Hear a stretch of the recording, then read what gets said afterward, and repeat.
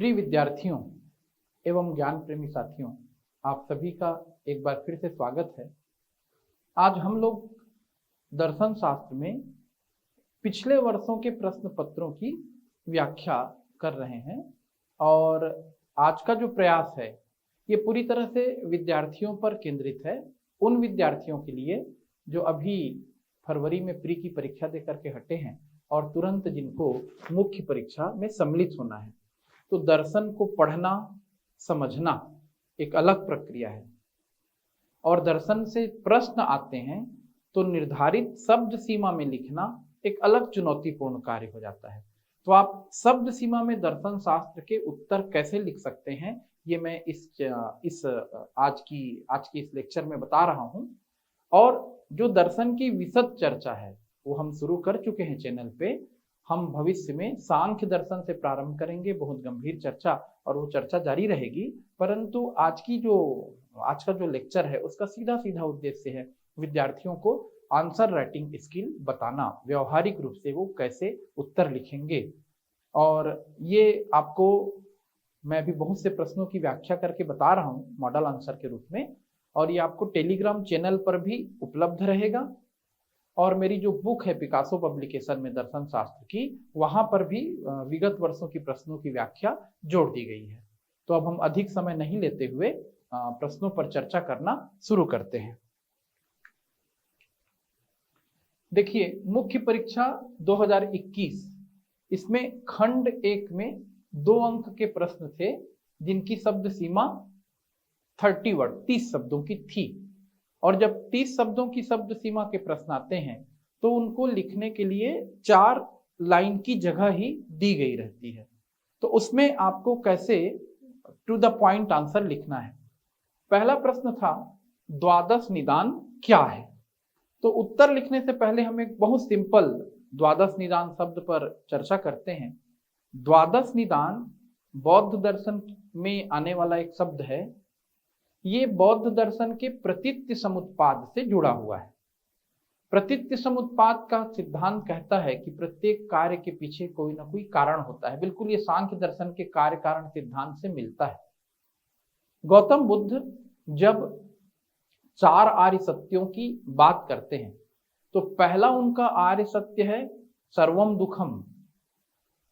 दूसरा आर्य सत्य वो बोलते हैं दुख समुदय, है ना। फिर तीसरा बोलते हैं वो दुख निरोध, और चौथा आर्य सत्य बोलते हैं दुख निरोधिनी प्रतिपदा। और जब वो दुख के कारणों की व्याख्या करते हैं उसी समय उनके द्वारा प्रतीत्य समुत्पाद या द्वादश निदान का सिद्धांत दिया जाता है। अब सीधे सीधे द्वादश निदान पूछा गया तो आप कैसे लिखेंगे। देखिए, इसका पहला पॉइंट रहेगा बौद्ध दर्शन में प्रतीत्य समुत्पाद द्वादश निदान या द्वादशांग चक्र है। द्वादश निदान या द्वादशांग चक्र है। द्वादश का मतलब होता है 12। इसमें 12 चक्र हैं, 12 बातें हैं जो सभी एक दूसरे से इंटर रिलेटेड हैं। जैसे एक कारण से दूसरा कारण जुड़ेगा, उससे तीसरा कारण जुड़ेगा। तो यदि आप पहला लाइन समझ रहे होंगे तो आगे बढ़ते हैं। ये द्वादश अंग हैं। कौन कौन से ये द्वादश अंग हैं?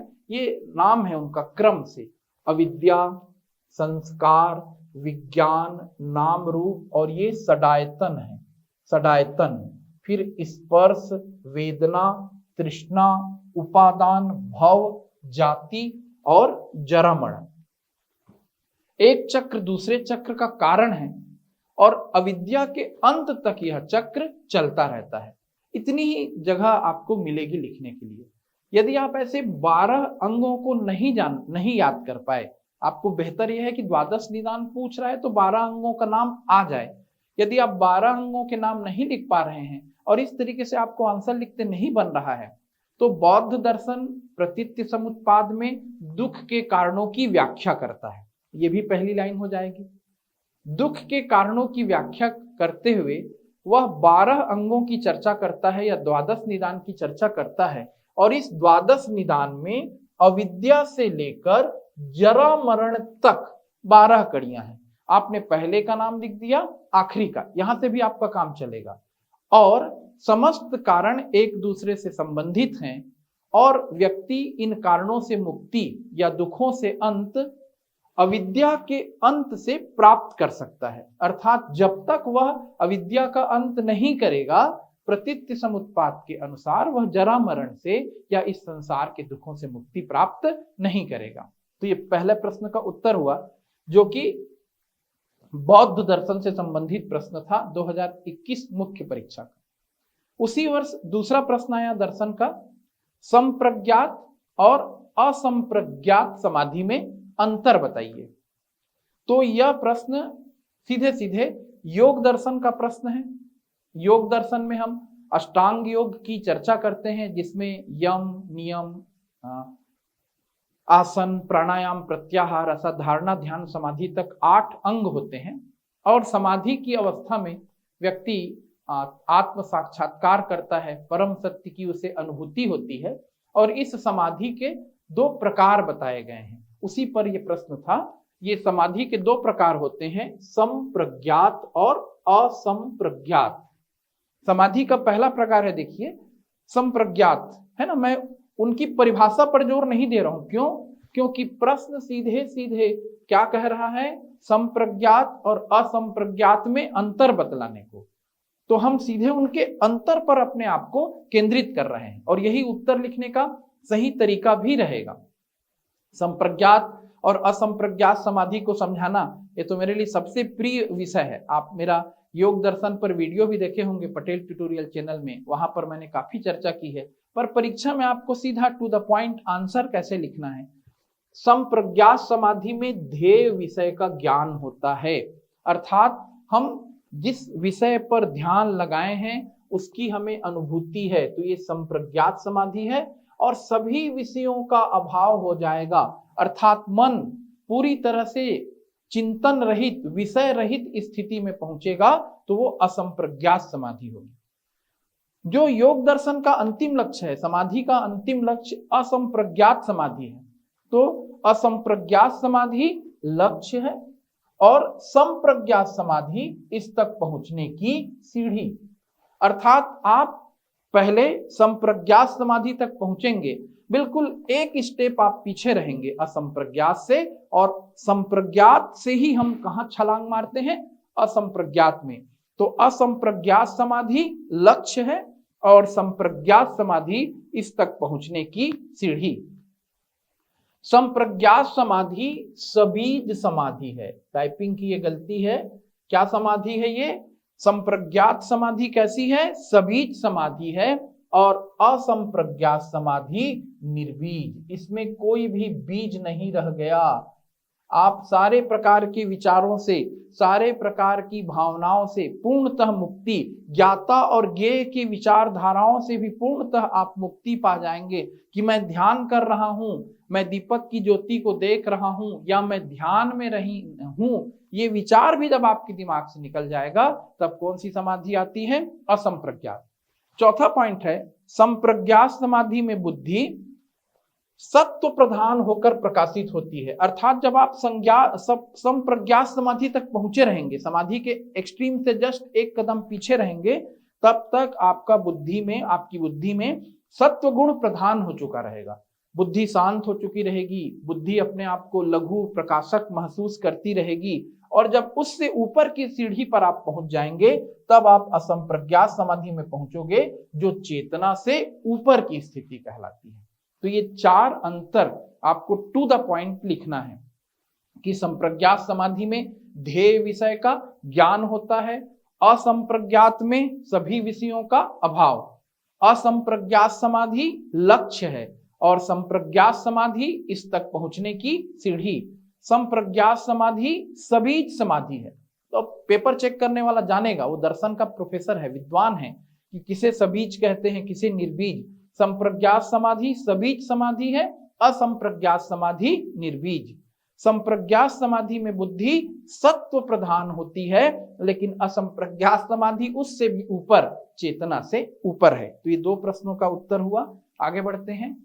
तीसरा, ज्ञान मीमांसा और तत्व मीमांसा में अंतर बताइए। तो जहां तक आपको आंसर लिखते बने, आप 4 पॉइंट बनाते चलिए 30 वर्ड में। मेरी अपनी राय है आपके लिए। 60 वर्ड में आप 6 प्रमुख पॉइंट बनाइए, और जहां पर आपको पॉइंट बनाते नहीं बने तो आप सीधे सीधे बिना पॉइंट्स के भी लिख सकते हैं। आपका उत्तर सटीक होना चाहिए। यह प्रश्न क्रमांक 3 ज्ञान मीमांसा इपिस्टिमोलॉजी और तत्व मीमांसा मेटाफिजिक्स में अंतर पूछ रहा है। कोई भी दर्शन 3 आधारों को लेकर के चलता है, ज्ञान मीमांसा, तत्व मीमांसा और मूल्य मीमांसा या इथिक्स। तो तत्व मीमांसा में दर्शन कहां पर केंद्रित होता है? तत्व मीमांसा में मूल तत्व की मीमांसा की जाती है, मूल तत्व पर चिंतन किया जाता है। क्या है मूल तत्व? जिस तत्व से सारा जगत उत्पन्न हुआ है उसकी विवेचना करना, यही क्या है? तत्व मीमांसा। जब आप देखेंगे सांख्य दर्शन में जाएंगे तो सांख्य दर्शन बोलेगा कि 5 तत्वों से सृष्टि बनती है, जल तत्व, पृथ्वी तत्व, अग्नि तत्व, वायु तत्व और आकाश तत्व। तो ये 5 तत्व हुए।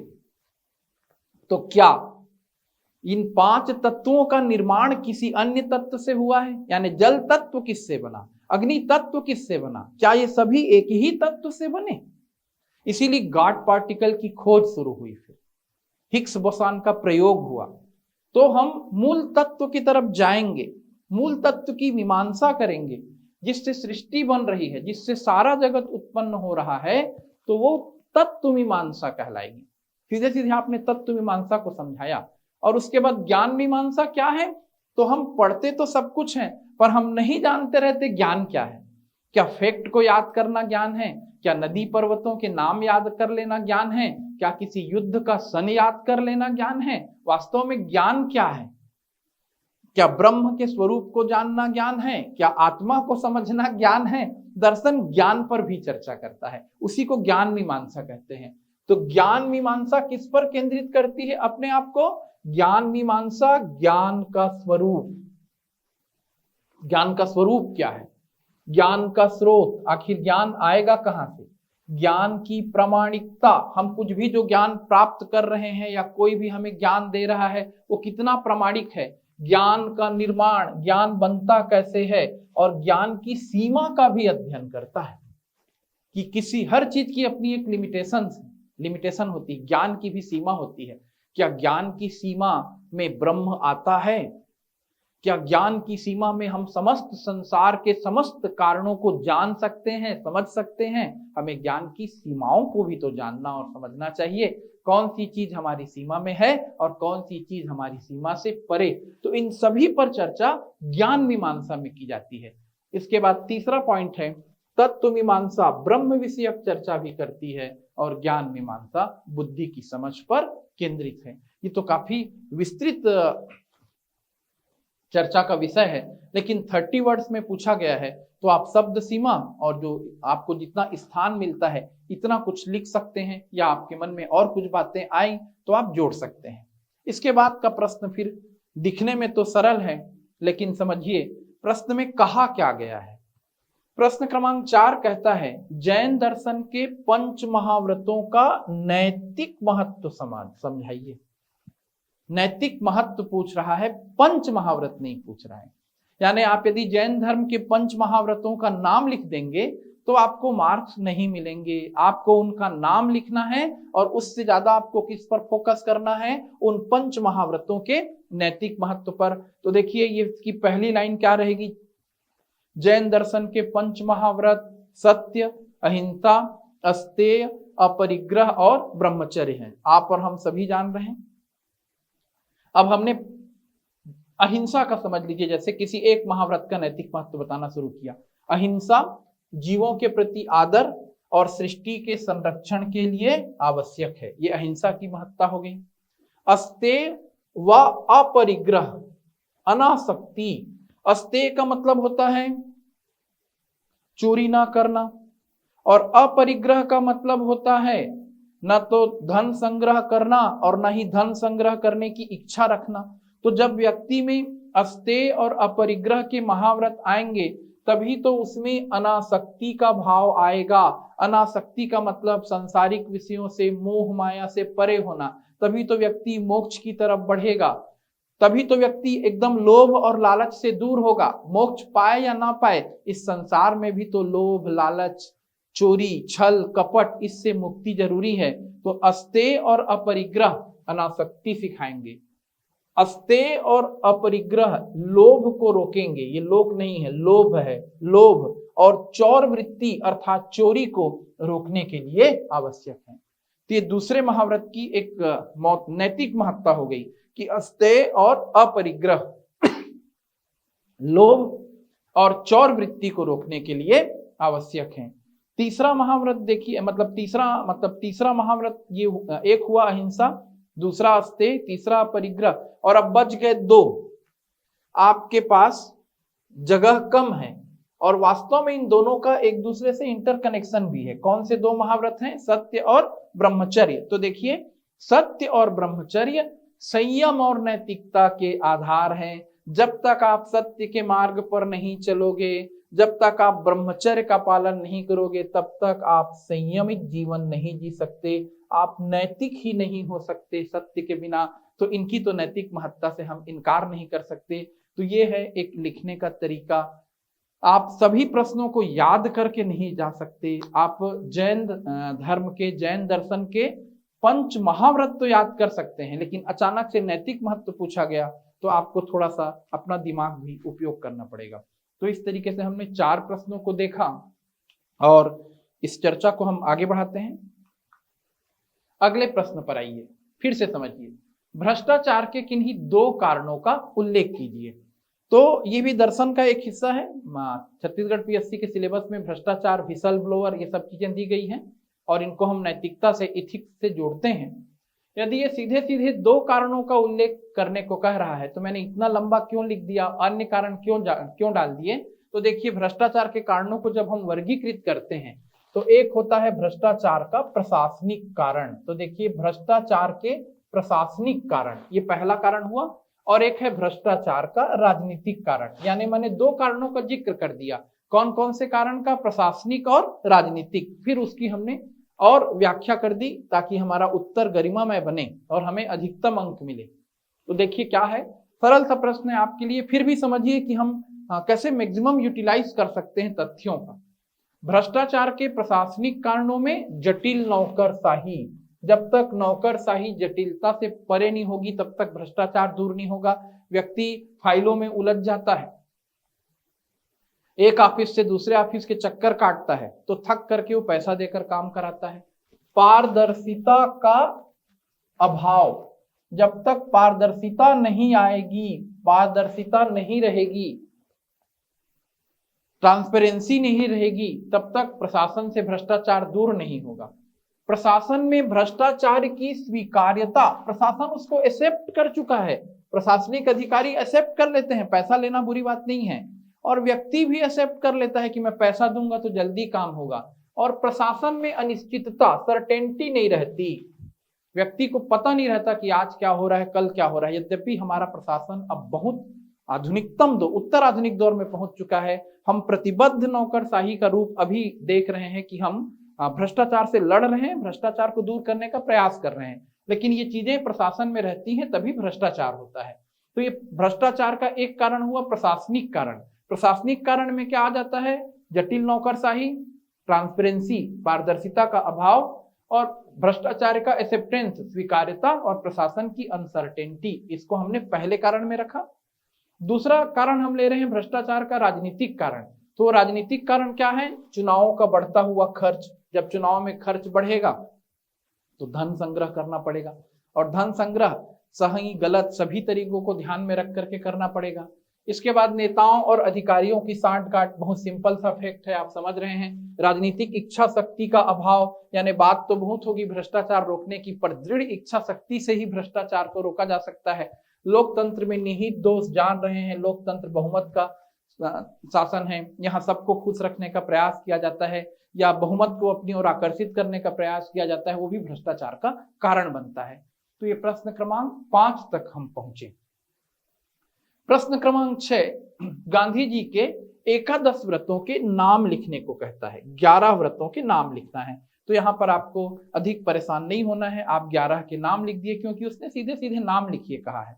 पहला व्रत, जो शुरू के 5 व्रत हैं गांधी जी के, उनको उन्होंने योग दर्शन से उठाया है। योग दर्शन में 5 यम हैं, सत्य, अहिंसा, अस्तेय, अपरिग्रह और ब्रह्मचर्य। और यही 5 यम जैन दर्शन में भी आते हैं पंच महाव्रत के नाम से, सत्य, अहिंसा, अस्तेय, अपरिग्रह और ब्रह्मचर्य।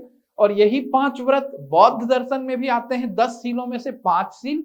और इन्हीं 5 व्रतों को शुरू में महात्मा गांधी ने अपने एकादश व्रतों में लिया। तो 5 के नाम तो आपको याद ही है, सत्य, अहिंसा, अस्तेय, अपरिग्रह और ब्रह्मचर्य। ये 5 महाव्रत हुए, उन्हें भी गांधी जी ने लिया। इसके अतिरिक्त अभय यानी डरना नहीं है, अस्वाद यानी हम जीभ के स्वाद पर बहुत ज्यादा केंद्रित ना रहें, अस्पृश्यता निवारण, छुआछूत से बचें, शारीरिक श्रम का महत्व स्वीकार करें, सर्वधर्म संभाव और स्वदेशी को अपनाएं। तो ये बन जाते हैं महात्मा गांधी के एकादश व्रत।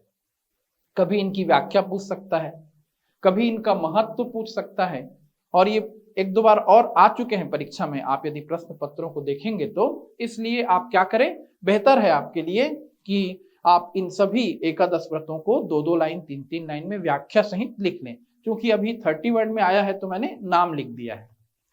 7वां प्रश्न है अशुभ के प्रकार। तो अशुभ एक बहुत बड़ी अवधारणा है।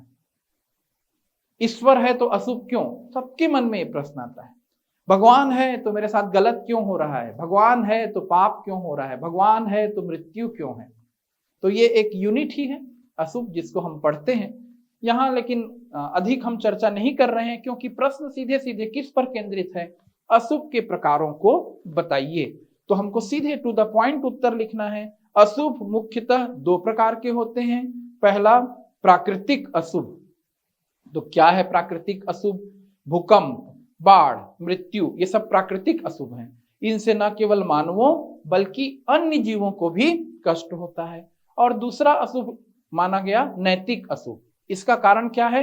मानव की संकल्प शक्ति के अनुचित प्रयोग से नैतिक अशुभ का जन्म होता है। यानी मनुष्य अपनी संकल्प शक्ति का सही दिशा में प्रयोग नहीं करेगा, गलत कार्यों में प्रयोग करेगा। जैसे वो असत्य बोलेगा, जैसे वो हिंसा करेगा, वो चोरी करेगा, डकैती करेगा, पाप करेगा। तो ये मनुष्य के नैतिकता के परे जाने से उत्पन्न अशुभ हुए। और इसलिए अशुभ के 2 प्रकार लिए जाते हैं दर्शन में। कौन कौन से 2 प्रकार? प्राकृतिक अशुभ और नैतिक अशुभ। तो मेंस की कक्षाएं तो अभी जारी ही हैं, और हमारे पटेल ट्यूटोरियल में कुछ दिनों बाद मैं दर्शन शास्त्र पढ़ाऊंगा, तो वहां आप बहुत डिटेल इसको पढ़ेंगे मेंस की क्लास में। अभी जानना और समझना एक फील्ड होता है, और जानने और समझने के बाद उसे निर्धारित शब्द सीमा में रखना दूसरा एक कौशल है। तो हम उसी पर केंद्रित हैं। प्रश्न क्रमांक 8 भी 30 वर्ड्स का है। व्हिसल ब्लोअर की भ्रष्टाचार कम करने में भूमिका पूछ रहा है। तो व्हिसल ब्लोअर कौन होते हैं? जो व्हिसलिंग मतलब किसी भी भ्रष्टाचार के खिलाफ आवाज उठाएंगे। किसी संस्था में भ्रष्टाचार का काम किया जा रहा है दबे छुपे रूप में, तो व्हिसल ब्लोअर उसे सामने ला देगा। एक सजग प्रहरी होता है वो। तो भ्रष्टाचार कम करने में व्हिसल ब्लोअर की भूमिका पूछ रहा है। तो देखिए उत्तर क्या है? लोक सेवकों, मंत्रियों या किसी भी तंत्र में भ्रष्टाचार को रोकने के लिए व्हिसल ब्लोअर एक सशक्त हथियार है, जो जनहित और देश हित को सर्वोपरि रखते हुए अपने विभाग में हो रहे भ्रष्टाचार का खुलासा कर सकता है। व्हिसल ब्लोअर अपने डिपार्टमेंट से ऊपर किसको रखता है? देश हित और जनहित को। नहीं तो व्यक्ति तो सोचेगा अपने ही डिपार्टमेंट की मैं बुराइयों को क्यों सामने लाऊं, लेकिन व्हिसल ब्लोअर देश हित में, जनहित में बुराइयों को सामने लाता है। तो जब वो सामने लाता है, भ्रष्टाचार सामने आएगा, तभी तो भ्रष्टाचार पर नियंत्रण होगा। व्हिसल ब्लोअर के कार्यों से सरकार में उत्तरदायित्व की भूमिका बढ़ती है। जब कोई आपकी कमियों को सामने ला रहा है, आपको उन कमियों के लिए जिम्मेदार ठहरा रहा है, तो आप रिस्पॉन्सिबल होंगे, आपकी रिस्पॉन्सिबिलिटी बढ़ेगी। प्रशासन में पारदर्शिता आती है, ट्रांसपेरेंसी आएगी, है ना। लोग चाहेंगे कि हम पे आरोप न लगे। बड़े अधिकारी सतर्क होंगे, अपने विभाग की कमियों को रोकने के लिए वो ट्रांसपेरेंसी का फॉलो करने का प्रयास करेंगे, और इन सब कार्यों से भ्रष्टाचार पर नियंत्रण होता है। तो यह भी 30 वर्ड का प्रश्न था। तो 8 प्रश्न आए थे अलग अलग सेक्शन से, और वेस्टर्न फिलॉसफी से संयोग से यहां पर 30 वर्ड में प्रश्न नहीं थे। 9वां प्रश्न 30 वर्ड से हटकर अब 60 वर्ड की वर्ड लिमिट में है। 6 लाइन या 6 पॉइंट पर आपको जोड़ देना रहेगा। ये 9वां प्रश्न न्याय दर्शन से शुरू हुआ, प्रमा और अप्रमा में अंतर बताइए। तो आंसर से पहले थोड़ी सी चर्चा। प्रमा का मतलब होता है यथार्थ ज्ञान। आप इसे मेरी न्याय दर्शन की क्लास में बहुत अच्छे से समझेंगे, संस्थान में भी क्लास रहेगी और इस चैनल पे भी मैं न्याय दर्शन में बहुत विस्तृत चर्चा करूंगा। अभी समझिए, जो वस्तु जिस रूप में है उसे वैसा ही समझना प्रमा है और उसे उससे भिन्न समझना अप्रमा है। यानी यथार्थ ज्ञान प्रमा है और अयथार्थ ज्ञान अप्रमा है। और सरल करते हैं, रस्सी को रस्सी समझना प्रमा है और रस्सी को सांप समझना ये अप्रमा है। तो देखिए, न्याय दर्शन में अनुभव के 2 भेद प्राप्त होते हैं। कौन कौन से 2 भेद? प्रमा और अप्रमा। यथार्थ अनुभव को प्रमा कहते हैं और इससे भिन्न अनुभव, इससे अलग, इससे भिन्न अनुभव अप्रमा है। किसी वस्तु का जो वह है उसी रूप में अनुभव प्रमा है और उससे जो भिन्न अनुभव है, डिफरेंट, जैसे मैंने आपको उदाहरण से बताया, रस्सी को सांप समझना, ये आ भी गया। रस्सी को रस्सी समझना प्रमा है और रस्सी को सांप समझना अप्रमा। इसके बाद न्याय दर्शन में प्रमा के 4 भेद हैं, प्रत्यक्ष, अनुमिति, उपमिति और शब्द। ये लंबी चर्चा का विषय है। और अप्रमा के 3 भेद लिए जाते हैं, संशय, विपर्यय और तर्क। अभी के लेक्चर में मैं इन शब्दों पर चर्चा नहीं कर रहा हूं, आपको फ्यूचर में इन एक एक शब्दों को बताऊंगा। आपने लगभग 6 पॉइंट लिखा, आप इसमें और संशोधन कर सकते हैं, क्योंकि पहला पॉइंट भी अनुभव के 2 भेद हैं, प्रमा और अप्रमा, उससे ज्यादा बेहतर होगा कि आप अंतर पर फोकस करें। यद्यपि लिखते समय मैंने समझा दिया है कि ये अनुभव के 2 भेद हैं करके। अगला प्रश्न है, गीता के स्वधर्म की प्रासंगिकता बताइए। तो देखिए, इसमें 5 पॉइंट्स लिखे गए हैं, आप उसको पढ़ के देखिए। गीता के स्वधर्म पर भी मैं बहुत चर्चा करता हूं क्लास में। फिर 11वां प्रश्न, स्पिनोजा के अनुसार द्रव्य की व्याख्या कीजिए। इस पर मैं आपको थोड़ा सा लेक्चर दे करके फिर इस वीडियो को रोकूंगा, क्योंकि वीडियो बहुत लंबा हो जाएगा। स्पिनोजा के द्रव्य को यदि आप समझना चाहोगे तो याद रखें, आप यदि ब्रह्म को समझ गए भारतीय दर्शन में और ज्यादा विरोध ना करते हुए ब्रह्म से उसका तालमेल कर लिए, स्पिनोजा का द्रव्य एक प्रकार से ब्रह्म है ऐसा आप मान लिए, तो आप सब समझ जाएंगे। क्योंकि द्रव्य को समझाना बहुत मुश्किल काम है। स्पिनोजा ने इसका हल निकाला था। जैसे आप अपने हाथ को नहीं समझा सकते, अपने आप को नहीं समझा सकते, किसी भी व्यक्ति को सामने खड़े कर दीजिए। जैसे मैं अपना उदाहरण दे रहा हूं, मैं रविंद्र तिवारी हूं, तो मैं कहां पर से बताऊंगा मैं रविंद्र तिवारी हूं? यदि मैं अपने यहाँ हाथ रख रहा हूं, ये तो मेरा सिर है, मैं हाथ को सामने करके बता रहा हूं ये तो मेरा हाथ है, और हाथ भी हाथ कहाँ है, यहाँ पकड़ रहा हूं तो उंगली है, और उंगली भी उंगली कहाँ है, इसमें तो मांस है, मांस भी मांस कहाँ है, उसका हमने एक नाम रखा है, और वो जो नाम रखा है वो द्रव्य है। तो आखिर द्रव्य क्या है? दर्शन उलझ जाता है द्रव्य की परिभाषा देने में। स्पिनोजा ने एक बढ़िया तरीका निकाला। स्पिनोजा के अनुसार द्रव्य वह है जो अपने में रहता है और अपने द्वारा समझा भी जाता है। आप उसको दूसरे से नहीं समझ सकते, मतलब है अपने आप में समझ में आ रही है।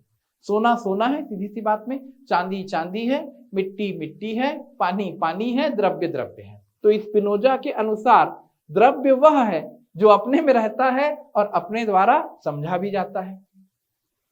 द्रव्य के ज्ञान के लिए किसी अन्य वस्तु का ज्ञान आवश्यक नहीं। यानी आप अग्नि को जान रहे हो तो किसी से तुलना करके जानने की जरूरत नहीं, अग्नि अपने आप में पर्याप्त है। मिट्टी को समझने के लिए मिट्टी ही पर्याप्त है। द्रव्य स्वतंत्र है, किसी पर वो निर्भर नहीं है। और देखिए, निरपेक्ष द्रव्य ही ईश्वर है और ईश्वर एक है। यानी द्रव्य की भी वो अनेकात्मकता को हटा देगा। चूंकि द्रव्य को वो ईश्वर से जोड़ रहा है, हमारी परंपरा के अनुसार ब्रह्म से जोड़ रहा है, तो अगला पॉइंट क्या कहेगा? द्रव्य सब में है और सब कुछ द्रव्य के अंतर्गत है। भारतीय परंपरा भी तो यही कहती है, ईश्वर सब में है और सब ईश्वर के अंतर्गत है। और इसे स्पिनोजा के दर्शन में क्या कहा गया? पाश्चात्य दर्शन में सर्वेश्वरवाद।